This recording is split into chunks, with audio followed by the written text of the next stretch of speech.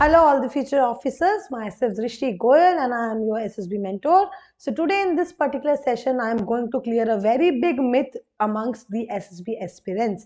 बहुत लोगों को डाउट है कि मैम इंग्लिश इम्पॉर्टेंट है क्या, हम इंग्लिश में बात करें या हिंदी में बात करें, कौन से टेस्ट में हम हिंदी में बात कर सकते हैं, is the English the deciding factor for the SSB recommendation, and much more.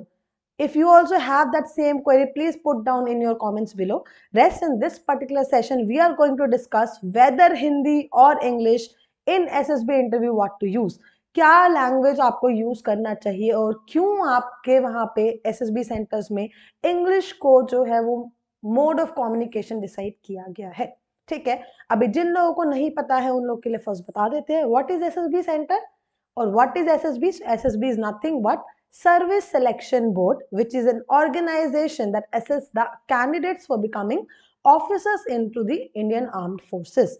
ठीक है, so there are different centers for testing the candidates for Army, Navy and Air Force separately. ठीक है, so the board has evaluation system which constitutes personality, intelligence test and interviews. Okay, so बहुत सारे test आपको कराए जाएंगे 5 दिन के लिए, आपको वही रखा जाएगा.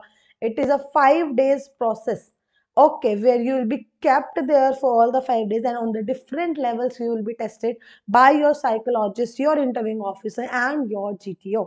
Okay, so personality is about individual differences in characteristics, patterns of thinking, feeling, behaving, not the English. अभी किसी की पर्सनैलिटी आप उसकी लैंग्वेज से थोड़ा डिसाइड करोगे, right? If a person is very intelligent, he is very outspoken, very good at organizing everything, but is not good at English, इसका ये मतलब थोड़ी कि he is incapable. आपको समझ आ रहा है? On the other hand, somebody who is very good with English but don't know anything to be done or how to be done, so उसका क्या मतलब है? उससे को आप कभी उससे कुछ काम करवा पाओगे क्या? No, no. So here first thing to understand is that English is not the deciding factor. It is just a mode of communication. समझ आ रहा है आपको?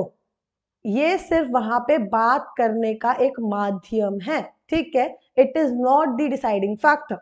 Okay, so candidates should know the fact that English is not the deciding factor for the SSB recommendation. It is preferred medium to communicate in the SSB.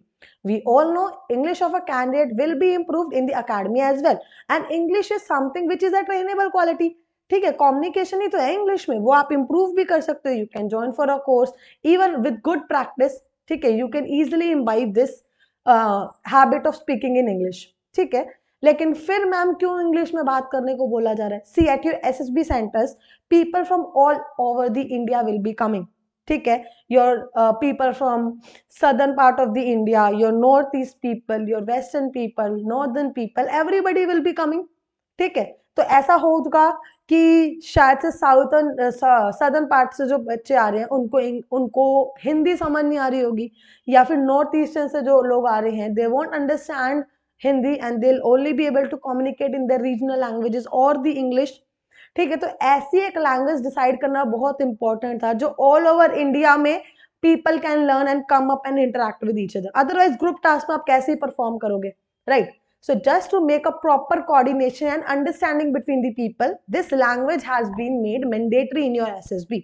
Okay, and also it is not the permanent thing that you have to speak in English. Okay, in every task whatever will be conducted in your SSB, it will be directly stated that the medium of this task will be English, or you have to speak it English. But if you're stuck, you can speak a word or so in Hindi and come back to English as soon as possible.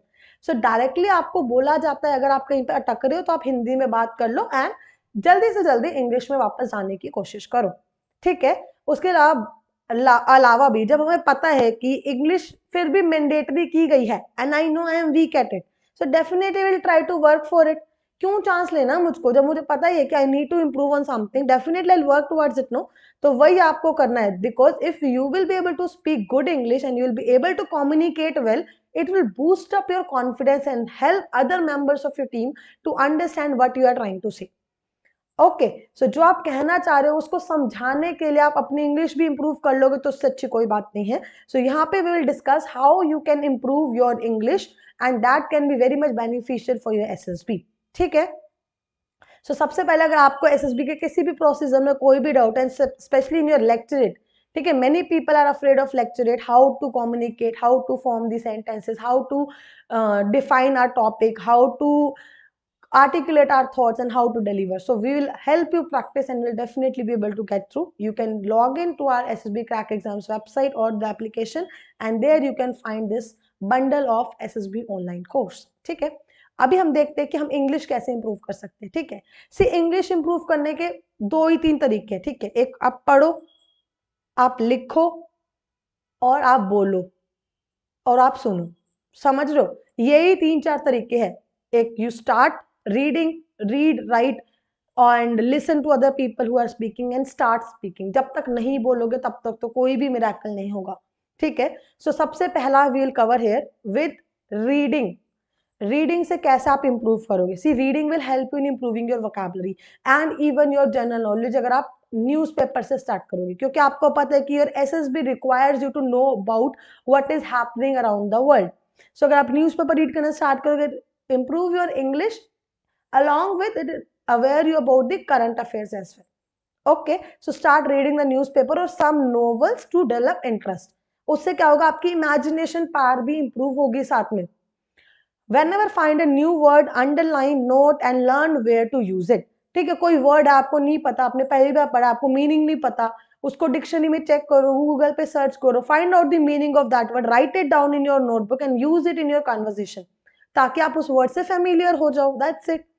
Use those words in writing or while speaking. Invest at least 30 minutes every day. So जो words आपने ढूंढ के लिखे हैं उनको आप अपने writing में या फिर speaking में definitely use करो. This is how you can improve your English through reading. Okay. Now we'll come to the writing part. So writing से आप कैसे improve कर सकते हो? ठीक है, start writing in the English language as writing helps you recall it in the future. ठीक है, आप क्या करो, आपको कोई भी thoughts है, even you can start diary writing. Very good hobby, it will be added as your hobby also in your interview. आप उसको बता भी सकते हो कि आप क्या लिखते हो, साथ में आपकी राइटिंग हैबिट इंप्रूव होगी तो आपकी राइटिंग भी इंप्रूव होगी, and along with that you will be able to recall the words and the sentences you have used. जब हम लिखते हैं तो ज्यादा देर तक हमको याद रहता, right.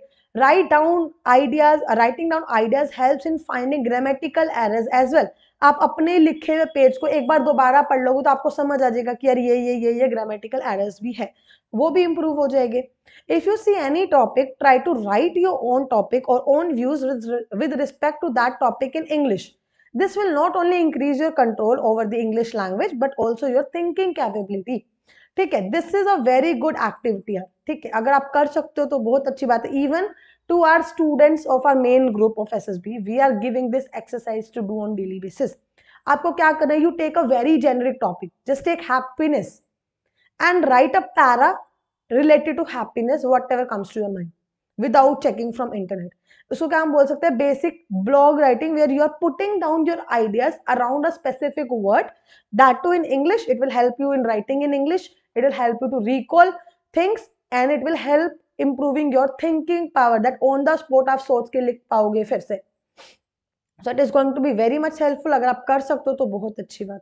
Okay, now coming upon to the next, that is your listening ability. listening क्यों important है यार मैम, हम तो बोलना चाहते थे, आप हमें सुना क्यों रहे हो?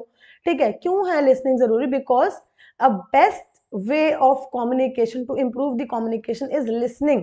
जब तक हम सुनेंगे नहीं हमें समझ कैसे आएगा कि बोलना क्या है? आप समझ रहे हो? अब आप सुनोगे क्वेश्चन को और आप सीधा बोलना शुरू कर दोगे तो this is bad communication science. okay, so please listen to the other person's views very carefully and then only add on to that. Okay, listening also teaches power of proper usage of words, how you can use the words in the right manner in the right conversation at the right time. Listen to great speakers, watch English documentaries, English songs, movies, etc. TED Talks आप सुन लो, कोई भी English channel पे आप news follow करो.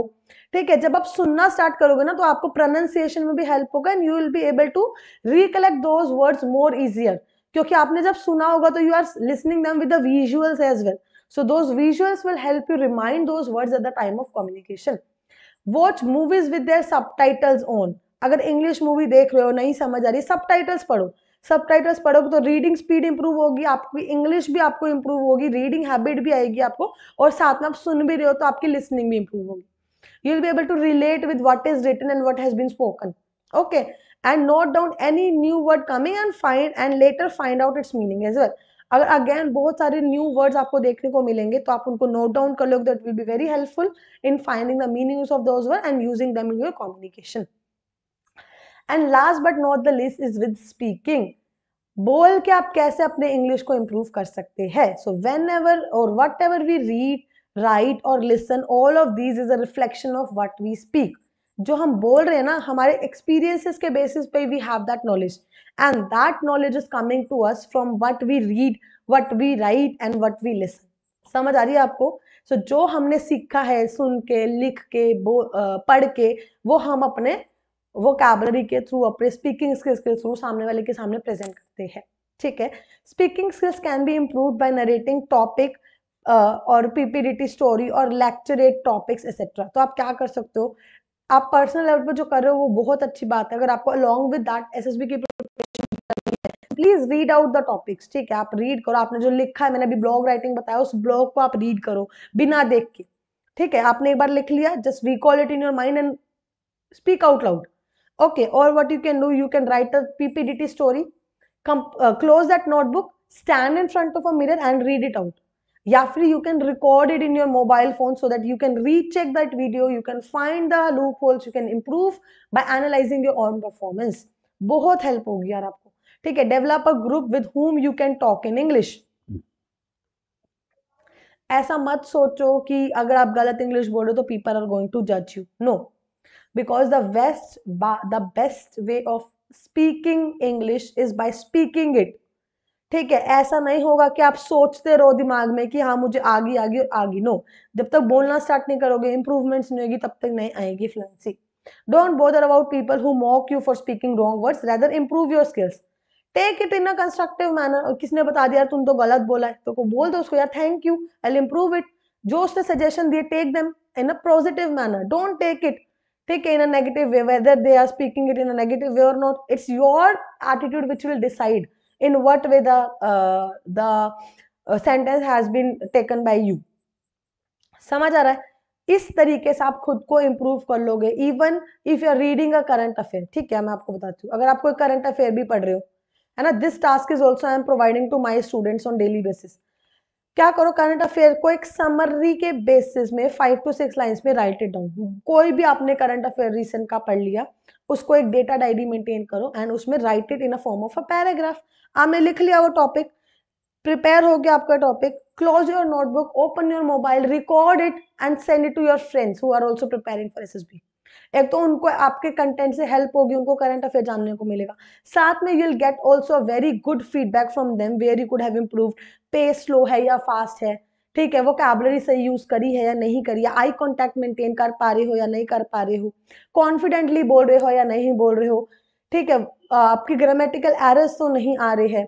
So everything will be improved एक बार आप record करना start करोगे तो.